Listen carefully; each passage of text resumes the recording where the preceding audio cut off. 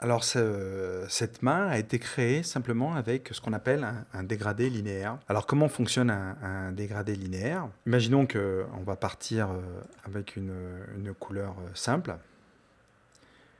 J'ai une forme qui est un rectangle sur lequel je vais décider, donc il y a un contour, hein, sur lequel j'ai décidé de mettre un dégradé. Alors pour cela, je peux aller sur l'onglet dégradé. Vous avez un onglet dégradé et effectivement, vous avez quelques dégradés que j'ai pu créer qui ont servi à composer ce dessin. Mais au même titre que si je reviens un peu sur mon fichier un peu de base de l'écaille, on revient un peu avec les dégradés qui sont proposés, on va travailler avec eux dans un premier temps, qui sont proposés par défaut dans Illustrator. Alors, commençons par une forme. Alors, effectivement, celle-ci contient le motif qu'on a créé. Elle est sélectionnée. En premier plan, j'ai le motif et je vais cliquer sur le premier dégradé qui est le blanc vers noir. Donc, vous avez un dégradé qui va du blanc vers le noir. Quand vous ouvrez votre onglet de dégradé, je vais le mettre là, ici, en avant. Alors, je vais me faire un peu de place. Je vais réinitialiser mon espace. Je vais faire réinitialiser mon espace. Il va me ranger la chambre automatiquement, un peu, encore une fois, comme Mary Poppins. Alors, il y a un petit temps de latence, parce que mon ordinateur est un peu encombré. Le voilà, donc mon onglet transparence, pardon, je vais le prendre. Pas forme, voilà, mon onglet dégradé, je le mets là, juste en dessous. Donc, mon dégradé qui va du blanc vers le noir. Le dégradé dans l'onglet, vous avez un aperçu de ce dégradé. Et puis, vous avez aussi l'outil dégradé. Alors, je vais cliquer dessus. Donc, vous avez un aperçu du blanc. Quand je le survole, vous avez le blanc vers le noir. Vous avez ici le blanc vers le noir. Et on va pouvoir moduler déjà ce dégradé. Rien qu'avec le blanc et le noir, vous allez voir qu'on peut faire pas mal de choses avec. Donc, il suffit, par exemple, je prends ici, sur la barre de dégradé, je déplace le noir, j'attends, et en temps réel, vous avez sur votre dessin, tant qu'il est sélectionné, vous avez le déplacement du noir. Alors, vous pouvez effectuer la même chose en direct aussi là-dessus. Par exemple, je peux le remettre à droite, complètement, et vous allez voir qu'il l'a remis aussi bien sur l'aperçu. Alors, quand vous survolez l'aperçu, vous avez le noir et vous avez le blanc. En double-cliquant par exemple sur le noir ici, j'ai des informations sur la couleur. Je peux choisir de changer la couleur, d'en mettre une autre à la place. Donc on y va. Vous allez avoir accès voilà, au nuancier en double-cliquant dessus. Et puis je vais choisir une autre couleur. On va choisir un rouge comme ça, rouge-marron. On va le faire directement rouge à fond. Voilà. On va enlever le cyan. Donc, on part du blanc vers le rouge. Voilà, ok. Et pourquoi pas la même chose ici, on peut changer la couleur. Donc, de la même manière, vous double-cliquez là-dessus. Vous choisissez du jaune. On va mettre un jaune. Et on part du jaune vers le rouge. Ou bien d'un vert vers du rouge, avec la transition. On peut enlever un peu de jaune pour avoir un cyan. On peut mettre du magenta. Enfin bref, vous imaginez maintenant la combinaison possible, toutes les combinaisons possibles de couleurs en jouant avec le CMJN. Et vous avez en direct la transition ici de la couleur. Donc ce dégradé, vous avez donc, il est linéaire avec un angle de 0 degré. Il part du bleu vers le rouge. Je peux choisir de le tourner, je vais l'orienter différemment, 90 degrés. Vous avez donc le bleu, pareil, qui part du bas, qui va vers le rouge. Je peux mettre une variante de 45 degrés. Voilà. Et puis, vous pouvez choisir, en ayant choisi l'outil comme ça, de vous-même créer votre déplacement. Donc, je clique, je maintiens, vous allez voir, je déplace mon dégradé et je le mets comme ça. Donc, le départ du bleu, l'arrivée vers le rouge. comme vous voulez. Vous pouvez vraiment créer vous-même votre ambiance de dégradé. La diagonale. Repartir de là. Et créer votre dégradé. Au milieu ici, donc, vous avez la zone de transition, la barre de dégradé, la zone de transition où vous avez 50% de chaque couleur à l'intersection. Donc vous avez 50% de bleu et 50% de rouge. Vous pouvez aussi rajouter des couleurs. Donc vous allez soit sur la barre de dégradé, dans l'onglet de dégradé, vous allez en dessous, vous avez un petit plus qui apparaît et vous allez créer une couleur.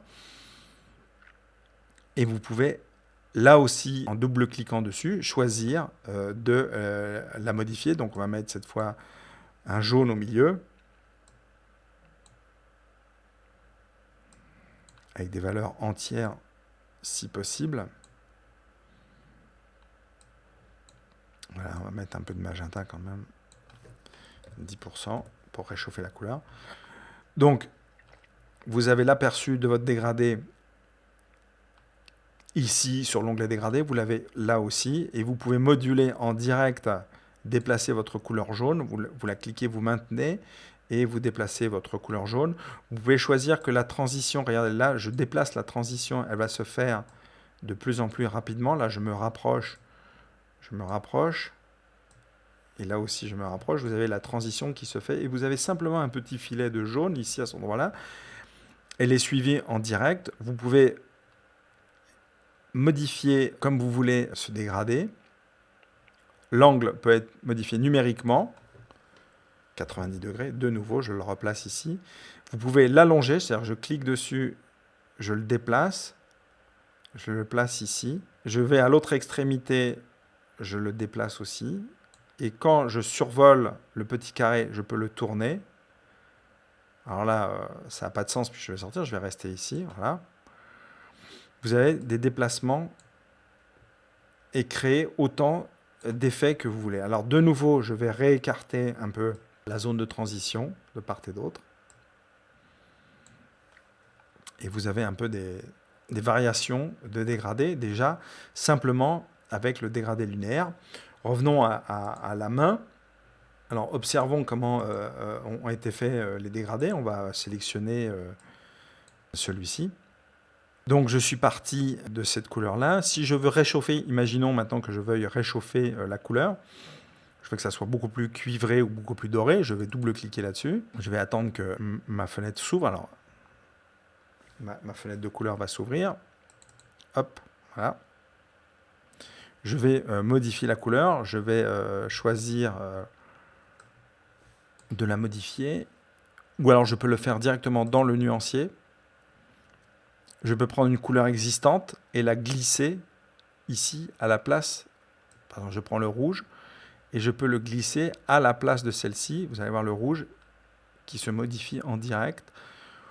Ouvrir aussi, voilà, là j'ai le rouge que j'ai mis. Imaginons que j'aille demander dans mon nuancier, je veux créer, ouvrir la bibliothèque de nuances. Tiens, j'ai vu que dans le métal, il me proposait des choses assez intéressantes. Donc voilà, métal, il me propose des couleurs, je vais recréer l'or moi-même, donc je vais prendre ce jaune-là, je le prends et je le mets à la place. Je vais un peu jouer avec les couleurs, alors je vais en prendre une autre là. Hop. La partie plus foncée, je vais la mettre là. Celle-ci, comme ça, au milieu. Et la dernière, je vais mettre plutôt la plus claire là, voilà, ça fonctionne pas mal. Et vous voyez un peu le dégradé qui se construit. Donc là, effectivement, j'ai l'impression d'avoir quelque chose de beaucoup plus doré. Mais dans la bibliothèque aussi, si j'ouvre la bibliothèque de nuances, il me propose aussi des dégradés. Et si je vais dans métal, métaux, vous allez voir la bibliothèque qui me propose. Et effectivement, il me propose de l'or. Donc je clique sur or, je vais voir ce que ça donne. Et il vient de m'appliquer la couleur or qui a été composée avec les basiques. Là, ici, par exemple, j'ai du cuivre. On va cliquer sur du cuivre. Et on regarde comment s'est construit le cuivre. Si vous voulez changer cette couleur, rajouter des composantes, enlever des composantes, il suffit de mettre un petit plus. Alors cette fenêtre peut s'agrandir, hein. Elle est assez pratique, elle est assez modulable, vous pouvez l'agrandir. Et puis si vous trouvez qu'il y a trop de composantes, par exemple, on va mettre plutôt quelque chose en acier comme ça, et je voudrais rajouter une couleur comme ça, très blanche, du blanc ici. Donc je prends le blanc, je le mets là. Vous allez avoir vraiment un trait blanc, un impact de lumière blanc. Je vais rapprocher les zones de transition et effectivement, vous voyez là, la tranche de lumière, ça fonctionne assez rapidement, bien. Et là, j'ai la version, on va dire, acier, alors que là, j'ai la version dorée. Donc on peut jouer. Et puis, je peux aussi choisir, alors si je rajoute une couleur et qu'elle ne me correspond pas, il suffit de cliquer dessus et de la tirer vers le bas. Vous voyez, elle disparaît. Et donc, vous venez de supprimer la couleur. Donc, vous avez des librairies, vous allez voir des librairies de dégradés assez importants dans Illustrator, mais vous pouvez vous-même créer votre dégradé linéaire. Et puis, une fois que votre couleur vous convient, vous la prenez et vous la glissez dans votre nuancier. Elle est répertoriée dans votre nuancier.